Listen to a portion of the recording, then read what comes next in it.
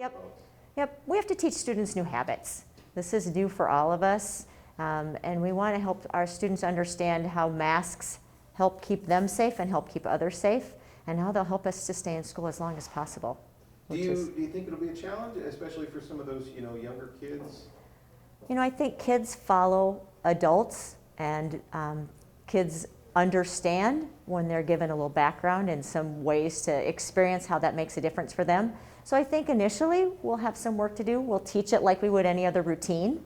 We'll teach things related to mask wearing, about how it helps others and what it does for us and how it allows us to be together. And I think truly that those kids will be able to understand that, and they want to be here. They want to be able to see their friends. They want to learn and see their teachers. I expect that the younger they are, the easier it is, probably. You mentioned routines. A lot of routines probably will be changing. For the kids themselves, we'll start with, how will their day be different than it might have been last year? So it will begin differently for students that ride the bus. If you ride a bus, you'll be wearing a mask, because wearing a mask allows us to put one child per seat or seat siblings together so that we can get you to school in a safe manner. We're staggering how we have kids enter the building.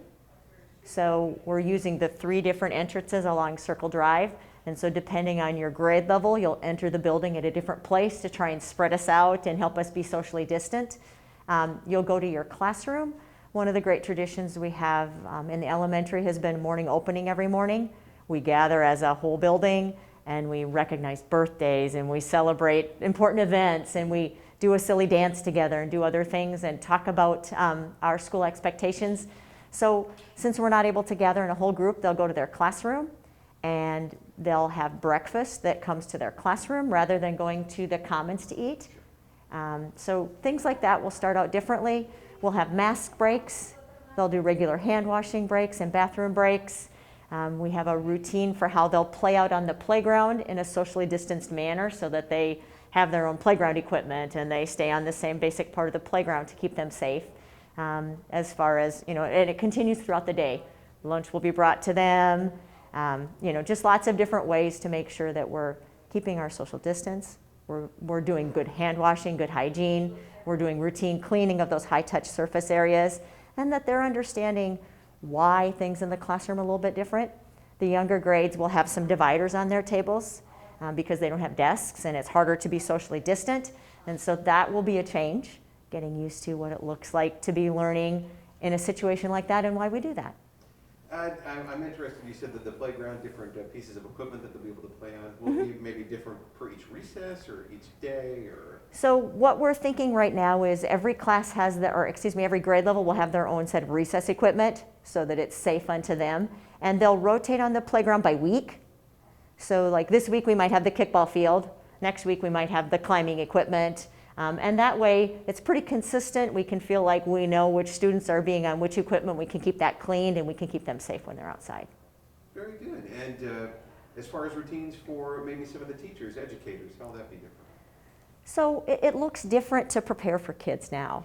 Sure. We have some of our students who have chosen to do some e-learning or learning from home while we're at school. And so being able to make sure we're engaging our students who are at home while still engaging our students in the classroom, that's a different way of thinking about teaching, a different way of thinking about how you connect with them, how you build that relationship, and how you make sure you're sustaining success for those students outside the classroom who are at home. Is it harder? It will be different.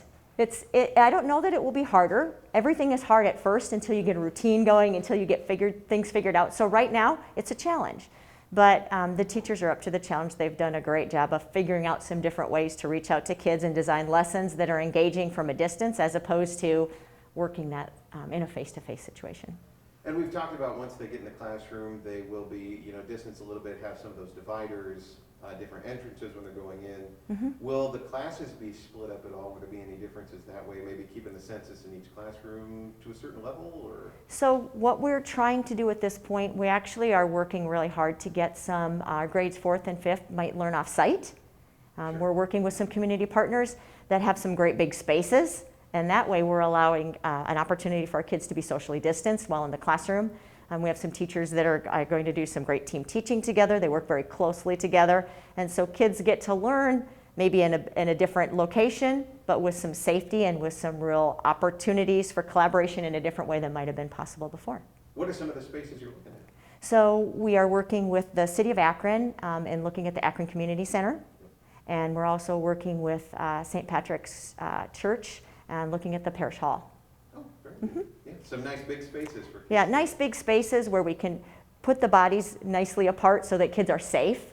Opportunities are great environments. They have lots of great lighting. There's spaces for kids to be able to talk and share and discuss, be together as a community and a family of learners at their grade level, work with different partners.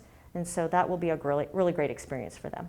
We're looking forward to the opportunity to give them that chance. Will then those certain classes always, be in that building, maybe for the rest of the semester as it stands now? Or will they be, in the school for a week, there for a week? Yeah, we're looking to keep routine and consistency as much as possible. So those students will start their day here, get breakfast, and then we'll bus them to those locations. They'll learn from their location, and we'll come to them for services like PE, music, all of those things will come to them as though they were in the building, and then they'll come back to us at the end of the day. Right now, our plan is just to maintain that consistency as long as we're in school, rather than confusing people by switching it by day or by week or whatever. That takes a lot of logistics to make that work smoothly and seamlessly, so we want to work the kinks out and then make sure it works well. So essentially, like, let's say, for example, if fifth grade was at the hall, they would be there for the duration as it stands now? Yes, that is correct. And lunch will get bused to them down Yep, there? we will take lunch to them, yep. What are some of the challenges, as far as teaching a kid when you're in a different setting like that? Are there any challenges, a non-educator might not think about when you're trying to get a kid to learn in someplace like a parish hall or a city hall or something like that? So I think it's all about how you set the stage and your approach to and your environment that you get ready and prepared for learning. It will seem different because kids aren't in the same place, but on the other side of things, there's lots of opportunities. For example, that cohort should be fairly safe because they won't come in contact with as many persons and germs throughout the day. The opportunity to get to know your classmates well and to really develop the skills that go into collaboration and those very important 21st century skills, those are something you can really focus on and collaborate when you're in a setting that's really self-contained. So, some positives. Definitely. So some benefits to doing things a little bit differently, I suppose. And as far as anything else, throughout the day at the school, I know you said you have that morning get-together that you won't be able to do the same way. Any other things that are kind of getting changed or maybe won't be able to do because of social distancing, cleanliness, that type of thing? Yeah, we're trying to maintain traditions as much as possible for the kids because those are really important. Those are things we look forward to. They have great meaning. Those celebrations are important to us. So things like field trips or experiences like that. Oftentimes we had Victoria DeVos come in and do some learning with us from outreach. And so we're looking for ways to make those opportunities virtual, or if we can do them outside, an opportunity to be outside and do some of those things. One of our great traditions every year to start the year is our flag raising ceremony that we do out in front of the school, a ceremony to begin the year. And we're looking at modifying that and trying to make that happen on the football field, getting everybody spaced out so that we can still have traditions while being safe. How many kids are in a typical elementary school class? So class size here ranges from about 18 to about 25, depending on the grade level. For the most part, the classrooms that we have when we socially distance kids, the kids that are remaining here in the building, we're able to get them as far apart as possible in the classroom to make that as safe as we can. Has it just been maybe a matter of moving desks, kind of spacing them out? Yeah, it's a matter of really being creative. Teachers are really evaluating what they need in their classroom, and I really like to have books in my classroom, but do I need them on a bookcase that takes up a lot of room? Can I put them someplace else so that I have more space available for moving the kids a little bit further apart? And I know, with some of those younger kids, preschool, first grade, keeping the social distance might be kind of hard. They're very social creatures. You know what I mean? Absolutely. Is that more of a challenge? It's like I was talking before. I have a 3.5-year-old. It would be almost impossible for us to tell her not to hug her friends. Absolutely. There's an important part of learning that happens when you're very young. We learn so much about society and how to conduct social interactions with one another because of our experiences when we're young. So there's a portion of us that need to help kids understand why we're being distant and when that's appropriate. But we still have to help kids understand how to get along with one another, how to play together, how to share, how to take turns, all of those really important skills that are foundational for everything else we build school upon, and really a lot of things in life that we work toward. So there are still things that we'll need to be teaching and working through socially. We're not going to get upset with children when they hug their friends or when they're close to one another. We just remind them that there are other ways to show people you care about them. You know, typically we hug each other, but you can bump an elbow, you can tap a toe, you can do all kinds of other things that show kids that they're important to you. We don't have to lose that connection piece because we have to be socially distant. And as far as the plans as they stand now, maybe, you know, some of the off-site learning, some of the distancing, I suppose in place until further notice? I mean, is it, with the school board, is it going by a semester to semester, a quarter to quarter thing? Will it be up for review? Yep, so right now this is just the plan that we have going. What we've been following have been the recommendations from the Iowa Department of Public Health, from the CDC recommendations, and they're really telling us that masks make a difference, that social distancing makes a difference. And so while we're living this, whatever it is we're doing with COVID-19, we're going to try and keep doing those things that make a difference because we want to be in school as long as possible with our students. We want the opportunity to be here with them, and we want the opportunity to engage with them face to face and help them progress not only academically but socially, emotionally, and physically.